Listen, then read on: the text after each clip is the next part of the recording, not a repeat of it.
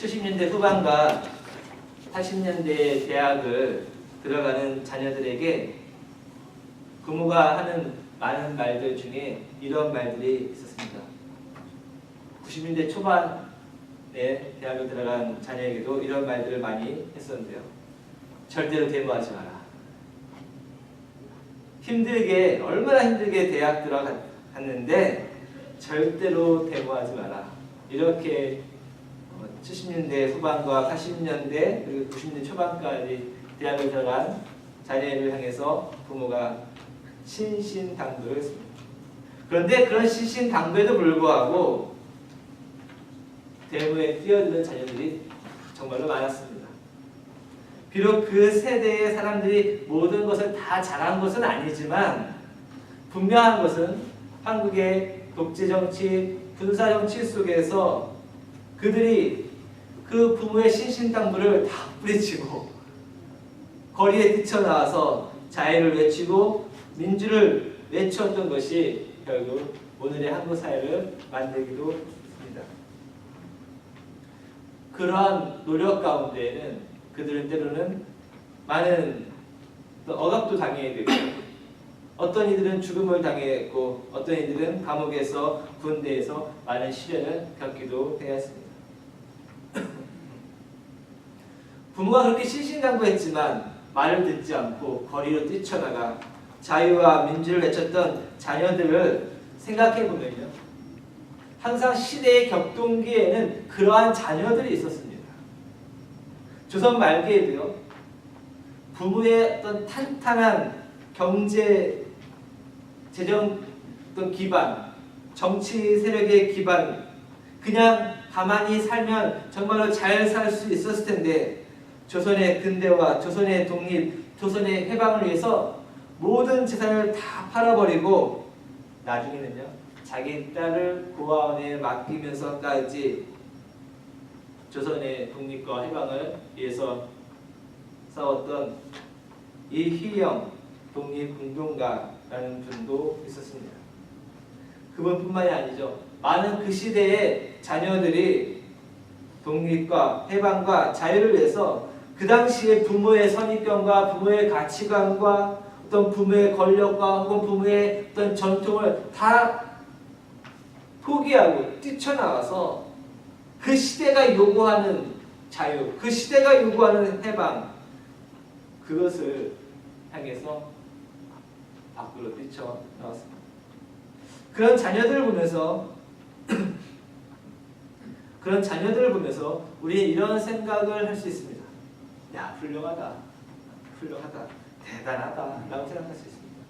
그런데 나의 자녀가 데모한다고 거리로 뛰쳐나오고, 특히 이민 땅에서 보면 뉴스를 가만히 보다 보면 젊은 청년들이 이민자의 권리를 위해서 혹은 언닦는 학생들의 인간적인 권리와 자유와 어떤 민주를 위해서 아틀란타 CNN 혹은 백악관 앞에서 피켓을 들면서 막 시위하는 것을 보면서,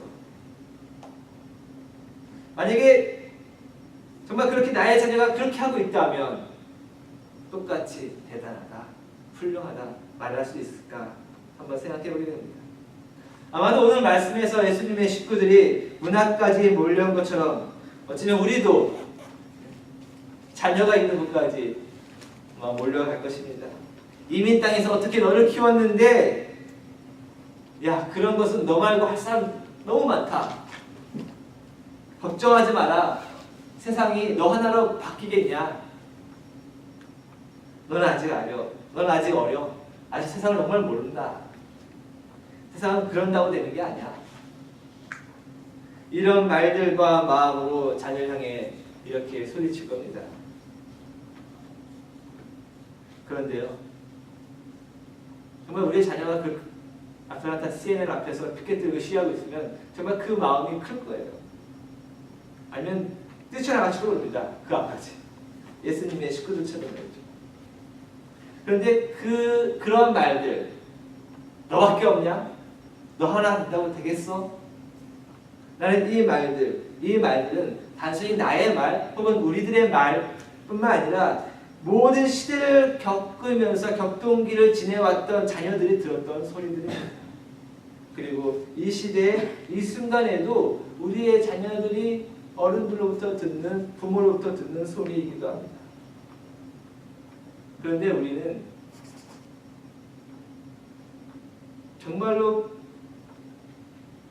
우리의 자녀들이 예수님을 따르기 원할까요? 라는 질문을 한번 해보게 됩니다.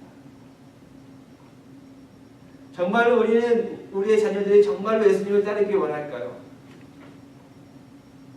예수님의 식구들이 몰려가서 미쳤다라는 자기 자식 잡아가려고 왔습니다. 그 말을 들은 그 상황 속에 처해져 있는 예수님, 우리 그 예수님을 따르자라고 얘기하고 있지 않습니까? 만약에 우리 자녀들이 자유, 독립, 무슨 해방, 민주, 인간의 권리 이것을 위해서 피켓 들고 어디로 나간다면 우리도 똑같이 얘기할 겁니다. 저 자식 미쳤어. 그러면서 우리는 우리의 자녀들이 정말로 예수님을 따르기 원할까요? 라는 질문을 하게 됩니다. 그리고 우리 자신을 정말로 예수님을 따르기 원할까요? 우리는 우리의 자녀들을 생각하면서 이런 생각을 할 때가 있습니다. 내가 뿌리가 되어줄 테니 너희는 열매가 되어라. 내가 뿌리가 되어줄 테니 너희는 꽃이 되어라. 그래서 어떻게 생각합니까? 내가 뿌리가 되어줄 테니 너는 열매요 꽃이 되어야 되는데 이 내가 생각하는 열매가 되어야 한다는 거예요. 내가 생각하는 꽃이 되어야 한다는 거예요. 근데 내가 생각하는 꽃과 열매는 무엇입니까? 어쩌면 시대의 격동기 속에서 자녀들이 뛰쳐나왔던 그 전 시대의 가치관과 그 전 시대의 무엇인가 억압된 상황이었을 거예요. 예수님도 그 집을 뛰쳐나와서 지금 사람들을 모아놓고 무엇인가 막 이야기하고 있는 그 상황 속에서 본다면 친구들 왜 쫓아왔습니까? 내가 너를 어떻게 키웠는데? 이런 자녀가 돼야지, 이런 사람이 되어야지. 그러지 않으니까 미치지 않나?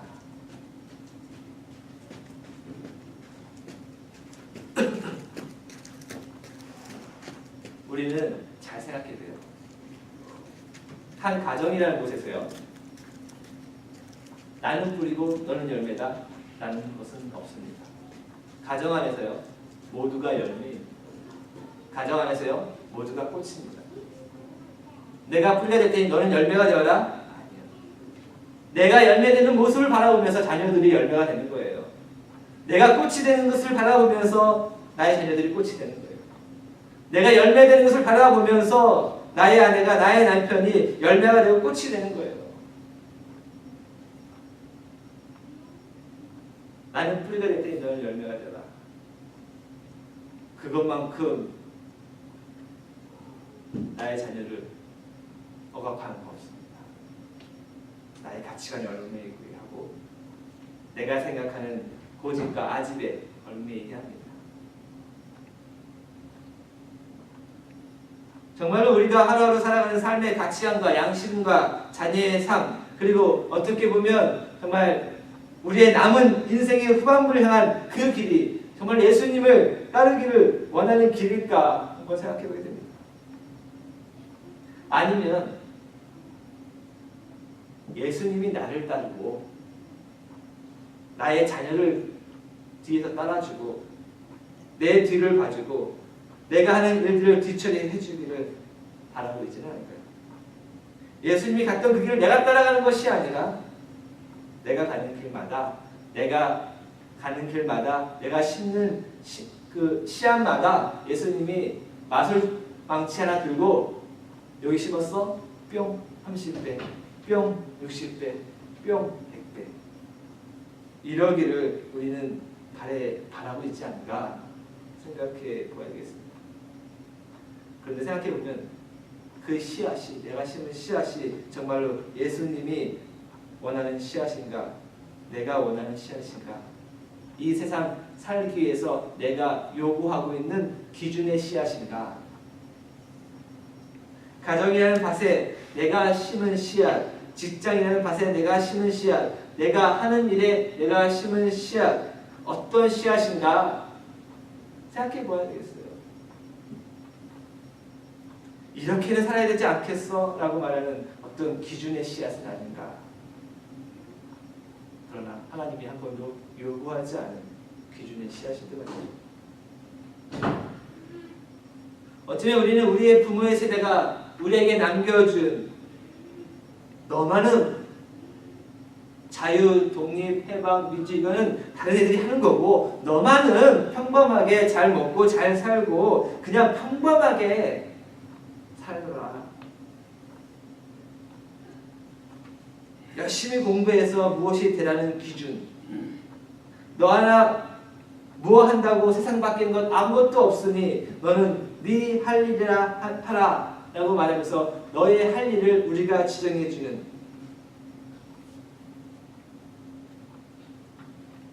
그러한 길을 우리는 요구받아며 살았고 또 우리 자녀에게 그렇게 요구하고 있고 또 우리에게 남겨진 인생을 또 그렇게 살아가고 있지 않은가 생각해 봐야겠습니다.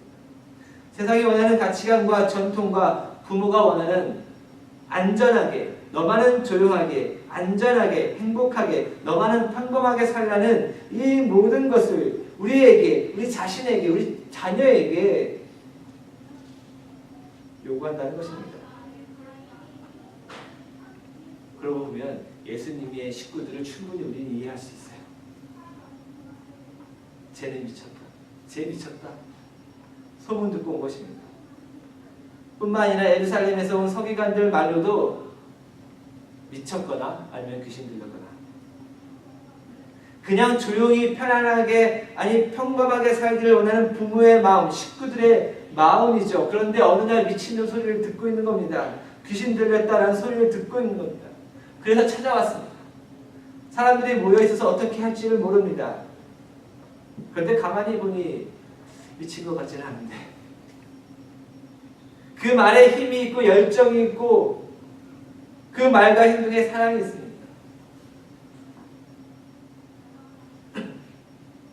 우리나라만 격변의 시대를 지난 것이 아닙니다. 예수님 승천 후에 몇십 년 안 돼서요 예루살렘 성전은 완전히 무너집니다. 그렇게 커다란 격변의 소용돌이 상황 속에서 예수님은 태어나신 거예요. 그런 시대에 최대한 조용히 살기를, 최대한 평범하게 살기를 바라는 부모들의 마음 안에서 예수님도 똑같이 성장했을 것입니다. 거리를 뛰쳐나거나 자유를 외치거나 사랑을 외치거나 그런 것은 남들에게 맡기라고 말하는 너 하나만으로 세상이 변하겠냐라고 생각하는 그 시대에 태어났다라는 거예요. 결국 뛰쳐나가서 사랑을 외치는 자식, 뛰쳐나가서 자유를 외치는 자식, 거리로 뛰쳐나가서 광야로 뛰쳐나가서 회개하라 외치는 자식을 보고서 결국 생각합니다. 미쳤다. 미쳤다. 그래서 찾아왔습니다. 그런데 그렇게 미쳤다고 생각하며 붙잡으러 온 그 예수님의 식구들을 꼼짝 못하게 만드는 한마디 말씀을 하십니다. 어떤 말씀입니까? 누가 내 어머니고 누가 내 동생이냐, 누가 내 형제냐 라고 했습니다. 오히려 자신을 둘러싼 사람들을 보면서 이렇게 말씀하십니다. 누구든지 하나님의 뜻대로 행하는 자가 내 형제요 자매요 내 어머니다. 만약 우리 자녀가 혹은 우리 자신이 우리 식구에게 이 말을 한다면 듣는 우리 식구들은 이렇게 생각합니다. 기껏 키워줬더니 미쳤구나. 어디서 저것이. 쟤 저건 미쳤구나. 예수님의 말씀을 들은 예수님의 식구는 어떤 반응을 보였을까요? 예수님의 식구들의 그 반응 궁금하죠? 그런데 성서에는 나와 있지 않습니다. 그런데 예수님의 그 말씀과 함께 그 상황은 종료가 되고 예수님의 식구의 이야기는 사라집니다. 확실한 것은 어떤 반응이었는지 알 수는 없지만 예수님의 식구는 예수님을 붙잡아 가지는 않았다는 것입니다.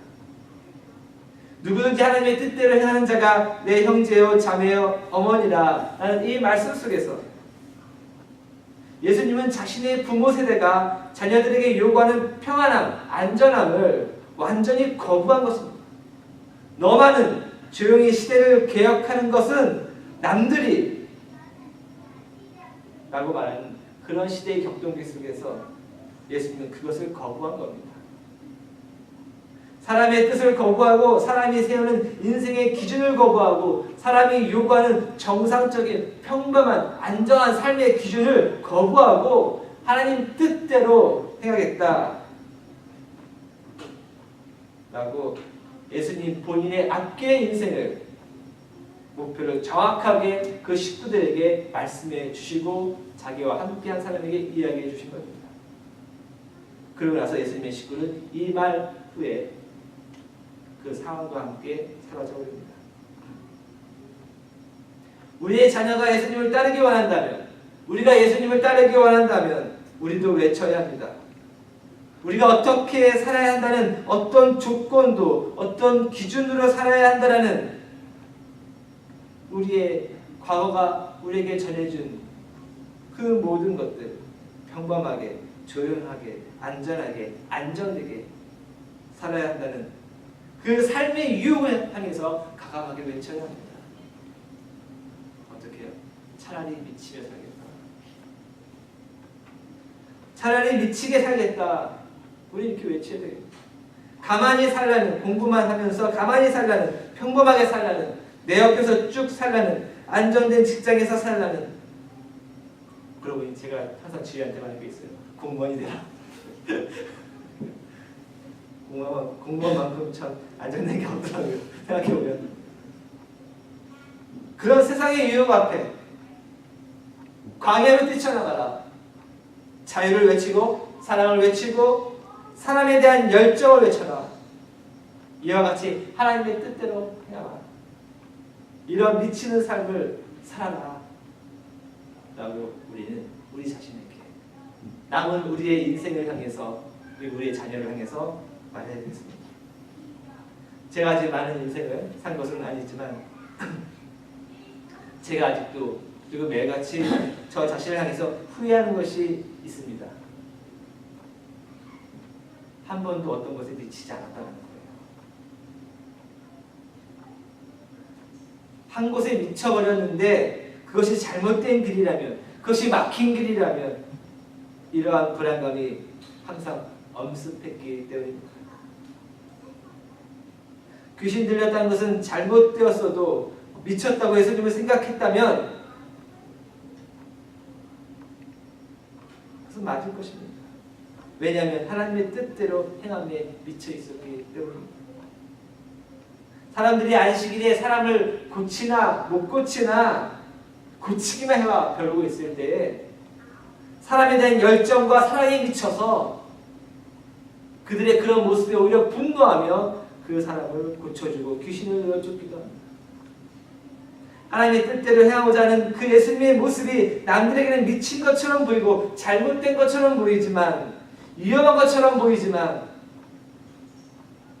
정말로 잘못되고 위험하고 인생에서 항상 방황하고 불안해하는 사람들은 미치지 않은 사람들이에요. 어느 한 길로 미치지 않았기 때문에 항상 이 인생에는 저 인생에는 이 길 저 길 방황하고 있는 거예요. 불안해하는 겁니다. 세상은 우리가 미치지 않기를 원합니다.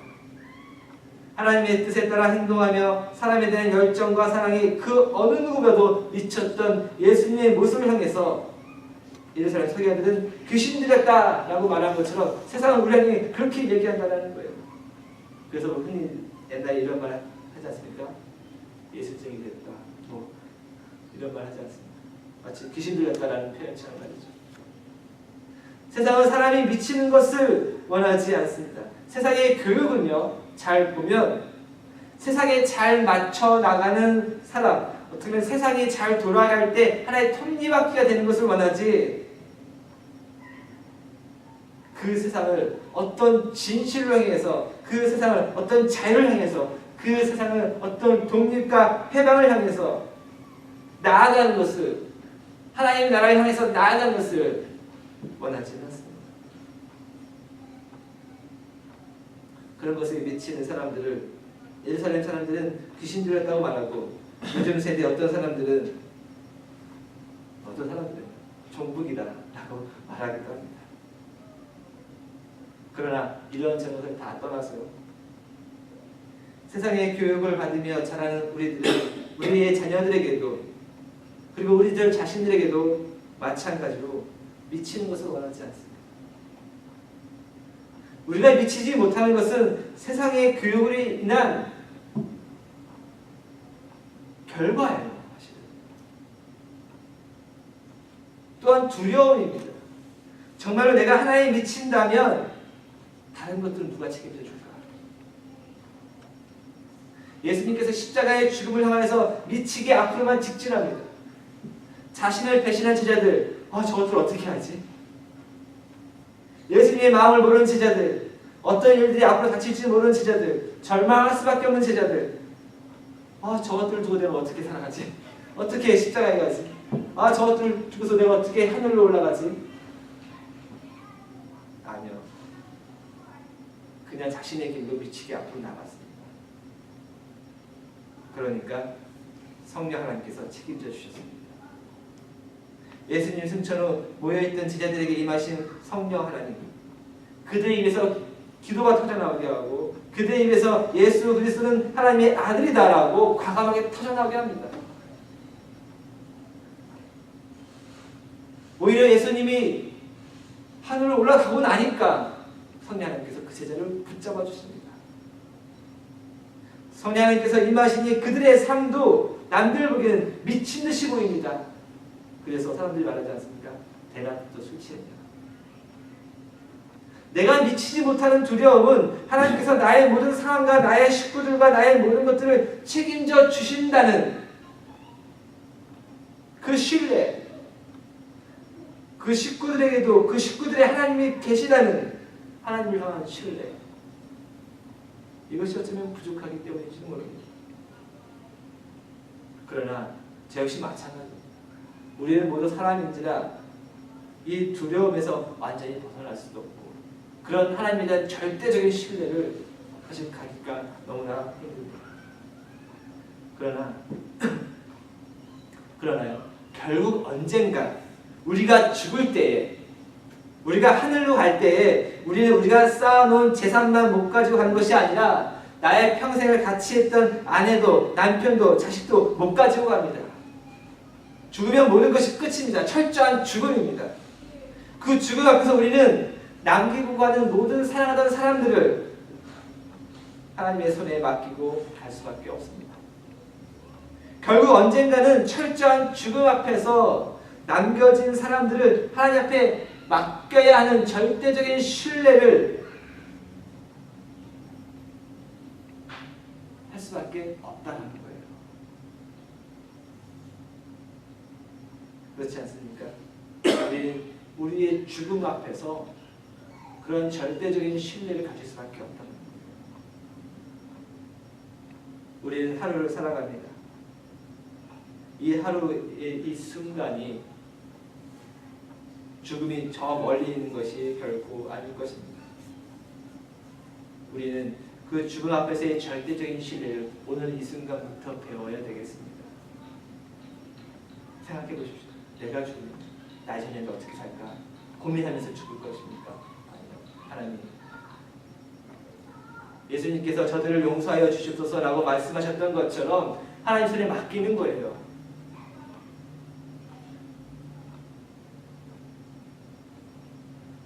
우리는 예수님을 따르면서 이 세상이, 그리고 심지어는 나의 가정이 나에게 요구하는 어떤 세상의 기준을 향해서 나는 하나님의 뜻을 따라 행하는 하나님의 사람이 되겠습니다. 나는 미친 듯한 예수님의 제자가 되어야겠습니다. 미친 사람, 미친 열정, 미친 자유, 미친 믿음으로 미치도록 예수님을 따릅시다. 성령 하나님께서 우리를 어디로 이끄시는지 우리는 아무도 모릅니다. 지금 우리의 자녀뿐만 아니라요. 비록 나의 나이가 어떠하든지 간에 지금 우리의 삶을 향해서도 우리는 이렇게 외쳐보아야 되겠습니다. 미치도록 예수님을 따르겠습니다. 성령 하나님 임하여 주시옵소서. 나를 이끌어 주시옵소서. 세상 사람들도요. 성공한 사람들의 이야기를 할 때 이 말을 합니다. 미쳐야 한다. 복잡한 모든 것을 다 끌고 가려다가는 죽을 때까지 성공하지 못한다라는 거예요. 단순한 거예요. 사랑하고 미쳐라. 이것이 세상의 이야기입니다. 성공한 사람들의 이야기입니다. 이것이 성공한 사람들의 비결입니다. 그런데 이것이 우리의 신앙의 모습에 똑같이 적용되어집니다. 미쳐야 합니다. 그러면 나머지 것들을 하나님께서 책임져 주실 것입니다. 어떻게 하냐고요? 언제가 우리가 죽을 때 어차피 우리는 그렇게 하나님께 모든 남겨진 사람들을 맡길 수밖에 없기 때문입니다. 미치도록 예수님을 따르겠습니다. 우리 살아가는 삶 얼마 남았는지 모르겠지만 조금만 미쳐야 되지 않겠습니까? 성령 하나님 임하여 주옵소서. 성령 하나님 임하여 주옵소서. 내 입을 열어서 미치도록 기도 한번 하게 해주시고, 미치도록 한번 찬양 한번 하게 해주시고, 미치도록 사랑 한번 사랑하게 해주시고, 미치도록 주의 말씀에 사로잡히게 해주옵소서. 우리 이렇게 기도해야 되겠습니다. 우리 함께 기도하겠습니다.